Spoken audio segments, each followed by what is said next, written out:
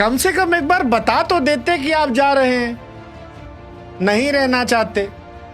और कितना अच्छा हम लोग बातचीत करते थे, सब चीज करते थे। लेकिन चलिए ठीक है, अच्छे पल को हम जिंदगी भर याद रखेंगे, संजो के रखेंगे, पर कम से कम बताना तो चाहिए था। ये शब्द भले ही तेजस्वी यादव के रहे हों, लेकिन भावना जो है वो अमेरिका और डोनाल्ड ट्रंप पर सटीक बैठ रही है। क्योंकि आज डोनाल्ड ट्रंप को एहसास हो रहा है कि ठुकरा कर मेरा प्यार अब इंतकाम कैसे दिख रहा है। उनको अच्छा नहीं लग रहा मोदी जी के बिना, और इसीलिए अमेरिका की तरफ से कहा जा रहा है कि we are not liking Modi ji को पुतिन और शी जिनपिंग के साथ देखना। कोई भला जाता है ऐसे? डोनाल्ड ट्रंप के सलाहकार कह रहे हैं कि मोदी जी को नहीं करना चाहिए था, रूस के बजाय अमेरिका के साथ खड़ा होना चाहिए था। पता नहीं मोदी जी क्या सोचे कर दिए। फिर वो उम्मीद जताकर कहते हैं कि हमें उम्मीद है कि मोदी जी समझेंगे, रूस के बजाय हमारी तरफ आएंगे। और जब ये सारा ड्रामा चल रहा था तो हमको एहसास हुआ कि भैया कभी कभी दुनिया की सियासत बिना मोहब्बत की तरह ड्रामेबाज जाती है, मानो जैसे कोई बॉलीवुड की पिक्चर चल रही। वो जो एक शेर था ना कि बहुत उदास है कोई शख्स तेरे जाने से, हो सके तो लौटा किसी बहाने से। एग्जैक्टली यही कहानी आज अमेरिका की। वो अमेरिका जो खुद को ग्लोबल पावर मान रहा है, सुपर पावर, आज दिल जले आशिक की तरह भारत के बिना तड़प रहा है। भारत अपनी चाल में मस्त है। रूस और चीन के साथ मोदी जी खूब हंसे, वाह वाह वाह वाह, खूब फोटो खिंचवाए। अमेरिका के दुश्मन नंबर 1 पुतिन साहब के साथ गाड़ी में बैठ के गए, गलबैयां डाले नजर आए। अब ये सारी चीजें देखकर अमेरिका परेशान है। अमेरिका के राष्ट्रपति डोनाल्ड ट्रंप, उनके सलाहकार पीटर नवारो से लेकर वित्त मंत्री स्कॉट बेसेंट तक, सबके बयान ऐसे हैं जैसे मानो कोई पुराना प्रेमी अपनी खोई हुई मोहब्बत को याद कर रहा हो, पछता रहा हो, ये कहना चाह रहा हो कि बाबू जब रिलेशनशिप में थे तब हम बढ़िया आदमी नहीं थे, लेकिन अब हम सुधर गए, ठीक हो गए, तुम उसके पास मत जाओ, वो अच्छा आदमी नहीं है, हमारे पास रहो, हम तुमको प्यार करते हैं, दुलार करते हैं, लाड प्यार करते हैं। और यही भाषा अमेरिका से आ रही है। क्योंकि सलाहकार का जो स्टेटमेंट है कि पता नहीं मोदी जी क्या सोच के वहां चले गए, हमारे साथ रहना चाहिए था, अच्छा नहीं लग रहा उनके साथ देखना, है ना कमाल।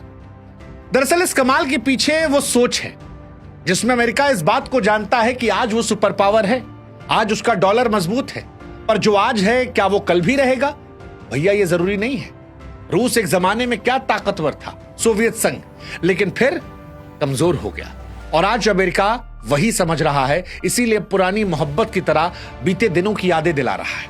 अमेरिका यह समझ रहा है कि जो समय पर नहीं समझा, समय उसे समझा देता है। और इसीलिए अमेरिका में केवल डोनाल्ड ट्रंप नहीं, केवल उनके सलाहकार नहीं, बल्कि वित्त मंत्री भी कह रहे हैं। वित्त मंत्री साहब अमेरिका के एक तरफ कहते हैं कि एससीओ की बैठक कुछ था ही नहीं, दिखावा है, लेकिन दूसरी तरफ कहते हैं कि अमेरिका और भारत मजबूत लोकतंत्र है, मतभेद जो है वो सुलझा सकते हैं। अब जनता समझने आती है कि भाई साहब ये माजरा क्या है, आखिर अमेरिका को भारत का रूस और चीन के साथ बढ़ता दोस्ताना क्यों खल रहा है? भारत इस वैश्विक शतरंज में अपनी चाल कैसे चल रहा है? और सबसे बड़ा सवाल, भारत अमेरिका की पुरानी दोस्ती इन बयानों के बीच में टूटने की कगार पर है, या एक दौर है जिसमें चीजें बेहतर हो जाएंगी, या यहां से अमेरिका को एहसास होगा और भारत का रिश्ता फिर से बेहतर होगा? इस अजब प्रेम में गजब कहानी को हल्के फुल्के अंदाज में लेकिन फैक्ट और गंभीरता के साथ समझने की कोशिश करते हैं। इससे पहले कि हम कथा शुरू करें, हम आपसे भी कहेंगे कि बाबू हमारा व्हाट्सएप चैनल जो है फॉलो कर लीजिए। वही व्हाट्सएप चैनल जो अमेरिका ने बनाया है, वही अमेरिका जो आज दिलजलों की तरह हमारे पास आ रहा है। आप भी जुड़ जाइए ताकि अगला वीडियो आप तक जल्दी पहुंच जाए। अब शुरुआत उस महत्वपूर्ण सवाल से कि अमेरिका को भारत का रूस चीन प्रेम खल क्यों रहा है। तो देखिए, अमेरिका के बयानों से यह बात साफ है कि वो भारत की दोस्ती खोना नहीं चाहता।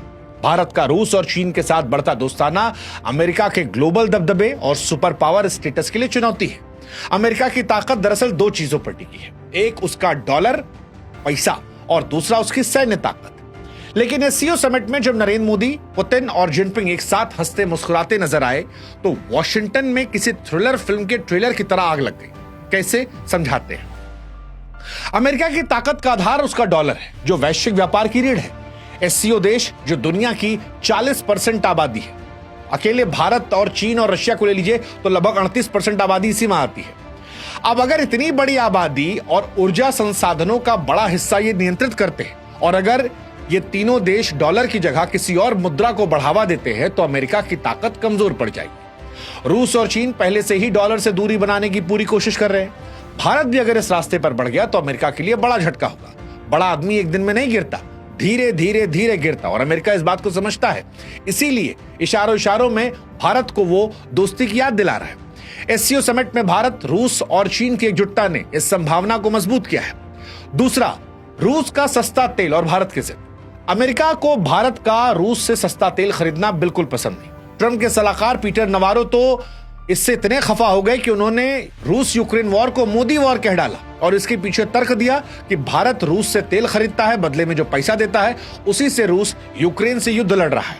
हालांकि भारत साफ कह रहा है कि भाई साहब देखो, हमको सस्ता तेल मिल रहा है, हमारी अर्थव्यवस्था के लिए जरूरी है, तुम खुद तेल गैस सब खरीदते हो यार, हमको ज्ञान दे रहे हो, हमको ज्ञान मत दो, अपना काम से काम रहो, हमारी विदेश नीति हम तय कर लेंगे।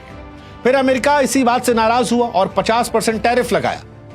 ये भारत को दबाने की कोशिश थी, लेकिन भारत ने झुकने से इंकार कर दिया। एससीओ में रूस के साथ जो भारत की नजदीकियां थी वो परेशान करने वाली थी, और बनता भी है, क्योंकि पुतिन के साथ गाड़ी में बैठना, पुतिन से हंसना, पुतिन साथ वॉक करना, अमेरिका समझ रहा है कि भारत क्या मैसेज दे रहा है, और पुतिन के ज्यादा भारत के करीबी अमेरिका को और परेशान कर सकती है, जानते हुए कि भारत और रूस के रिश्ते पहले भी अच्छे रहे। लेकिन एक और परेशानी है, वो है चीन के साथ नरमी। भारत और चीन के रिश्ते अच्छे नहीं रहे। 2020 में गलवान के बाद बहुत खराब हो गए थे, लेकिन इस बार डबल बैठक चली। शी जिनपिंग साहब 50 मिनट की बैठक, गर्मजोशी दिखाई पड़ी। एससीओ में जो मैसेज आया वो भी पहलगाम को लेकर आया, तो चीन ने भी कोशिश की भारत को अपनी तरफ लाने की। अमेरिका भारत को चीन के खिलाफ बैलेंसिंग पावर के तौर पर देखता है, लेकिन भारत अपनी शर्तों के साथ चीन से रिश्ते सुधार रहा है, और यह अमेरिका को परेशान करने वाला है।